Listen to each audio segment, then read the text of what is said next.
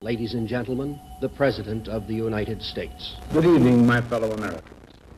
We face a hostile ideology, global in scope, atheistic in character, ruthless in purpose, and insidious in method.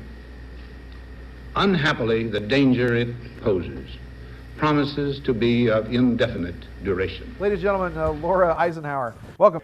Okay, now Laura, we just played the speech of your great-grandfather. What was he really trying to tell us in that speech? Why warn us at the end of his presidency? Well, I know he did not like war at all, and I definitely feel he felt the necessity to do all that he could to, protect our world and to bring about peace and justice. And when he became president after the Second World War, it was very obvious to him that there was a power structure that was rising that was not allowing the president to have the sort of power that I think he expected. And when it came down to making decisions and, following his truth, he was absolutely, cut from having the ability to do that. Now Ike was very much pushed into the presidency. The Republican candidate that had won everything was a man by the name of Robert Taft. And suddenly, from out of nowhere, you were talking about how the Rockefellers really forced Ike into the position of presidency. And this is the thing. When we're dealing with the Illuminati, they like to target our hopes and our fears. And so when they know that somebody is very driven to assist our planet or take a strong humanitarian role, they'll start to kind of veer them towards maybe a trap. And that's exactly what happened to me as well, that I'll get into later. But what he really was warning us about was this rise in power, and what I call them is intruder races. They are trying to infiltrate the ascension timeline. This goes back into our ancient history, and it's been going on for longer than we can imagine, but it's taken on a different form. And after the Second World War, the war, in a sense, turned into a war between consciousness and technology. And the warning was that this rise in power is very silent, almost like a cancer, and that most people won't even recognize it. And the warning is open your eyes and stand up and pay attention, because there's all sorts of signs that are in front of us right now, and it's very much in our face. You could have been, as I said, one of the princesses of America, one of the princesses of the world, if you will. What did they offer you? Well, there's definitely a lot of opportunities. I could have had, an incredible education. Instead, I went into the background of wilderness expedition leadership to just give me survival skills to help me deeply connect to Mother Earth, because I know that out of all people to listen to, she's the one to listen to. So you went off to be raised by wolves. So I went to be raised by wolves. And but what was very significant when I was around 18 years old was to be a part of the International Ball in New York City. Every Eisenhower female has been the main guest of honor for this international ball. So when it came to be my turn to represent the United States, and they have somebody representing each state, the representative of the United States would pretty much be the main guest of the whole ball with people from all these different countries. And when it came to be my turn, I was so caught up in my path and in the mission that I have to stop the military-industrial complex and to empower our spirit nature and what we're capable of doing as humans, I had to turn it down. And I felt kind of uncomfortable about turning it down. I knew it would be, a huge opportunity for me to, make contacts and get myself in a very good position, professionally speaking. But I chose this route because it was true to my heart, and at that time I was being called to focus on deeper priorities than being a debutante representing America. You literally had intuitive, spiritual, psychic experiences when you were younger. And do you feel that Ike guided you somehow when you were a child? Yeah, I would say starting at about 6 years old, I had all sorts of incredible things happening. I was tapping into things that nobody around me was really tapping into. I was extremely sensitive to the imbalance on the planet. I was extremely sensitive to the feeling of this artificial matrix and these sort of programs that we're dealing with. And I couldn't really articulate it or talk about it, but I got a lot of visitation from him, a lot of communication with him. And when you say visitation, you're saying like a spiritual entity, like an angel, if you will. Yeah, and I just kept saying, gosh, that's like our family member. And I was so young that I didn't really know how to put two and two together as far as, what the purpose behind it was, because you were born in about 73. So, and he died about 67, 68, I think it was. Yeah. So he began to visit you as a child, though. Yep, and some higher beings, even the Christ energy, and I just had this kind of legion of really incredible beings around me, and they were preparing me between the ages of maybe 6 and 12 for my path. And What did he say? What did he want your path to be? Well, it wasn't like so direct. It was very much a telepathic sort of feeling. And it was, you know, I'm by your side, I'm with you. They're going to try and destroy you and take away everything that matters to you and hold on to it for dear life, no matter what.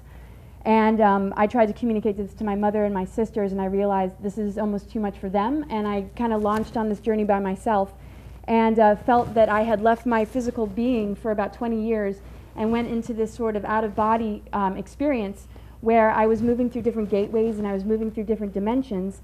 And then I later ended up at a clairvoyant institute, and I'd written a book.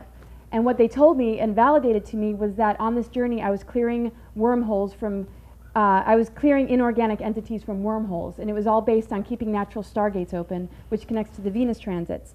And the reason this is very important to keep the natural stargates open is because this veil is trying to shut us down and imprison us. And if we can keep ourselves open, we can lift this veil. And so that's what my purpose has been. What was the importance of the Venus transit? It was very important in the Mayan calendar because the Mayans believed they were from Venus. But your experience, what was your experience of Mount Shasta of the Venus transit? Well, this is amazing because, you know, my whole life it's all been about Venus and the Venus archetypes. I was really connecting to the Magdalene energy and the Sophia energy since I was little, and I wrote a book about it before I did any other research. So my focus has been on the Venus transit, sort of going into this underworld journey, busting through the gatekeepers and the patriarchal controls and the techno controls my whole life. So to have this level, that's a mouthful. Yeah. So that's been my life story, and like I said, I wrote a book about it called The Grail of Venus. And so the Venus transit I've been... Which I hope to see soon. Yes, and you will. So what was incredible was around the time of the Venus transits, I knew this was, you know, this moment I've been waiting for just as a culmination of so much that I've been doing on my path. A Native American tribe who's Lakota Sioux had this feeling of, you know, we need to have her speak at this conference. And, you know, this was interesting because I was recruited to go to a Mars colony in 2006. I'm not supposed to really be here as far as they're concerned. I should be packing to go to Mars. And so what was interesting was well, that...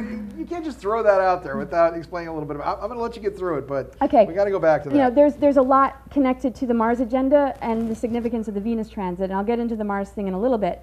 But to be able to still be here on Mother Earth and, you know, standing strong in my role, connecting strongly to the Venus transit as a strong Venus archetype, my chart's mostly Venus and Pluto.